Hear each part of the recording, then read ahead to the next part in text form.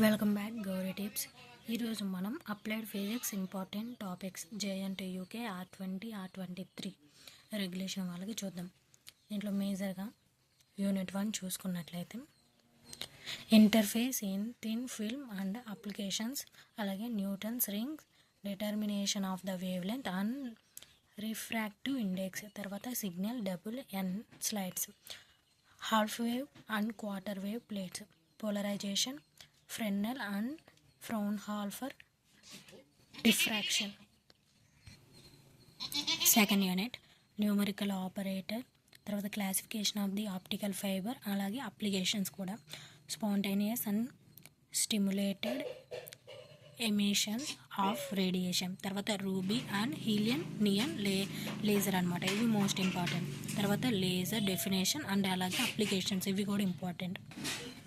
Unit 3 Heisenberg uncertain principle, classical free electron theory, Schrodinger's time independent and dependent. It is most important in 3 units and the 3 topics. Definitely 4 pages ఉంటే ఎగ్జామ్లో 4 సెట్స్లో కన్ఫామ్గా వచ్చే ఈ 3 topics major important. మీరు ఈ 3 prepare అయిన 14 marks డెఫినెట్గా మీరు తెచ్చుకోగలరు.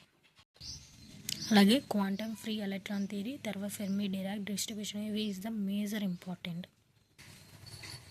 Unit 4 Lorentz internal field, classification of the magnetic material, తర్వాత magnetic dipole moment and ferromagnetism, dielectric polarisation. It is the most important in unit 4. Unit 5 మనం చూసుకుంటే Josephson effect, high TC superconductors, Meissner effect, Hall effect and application. Type 1 type 2 superconductor is the most important. Intrinsic and extrinsic semiconductor, it is the most important in 5th unit.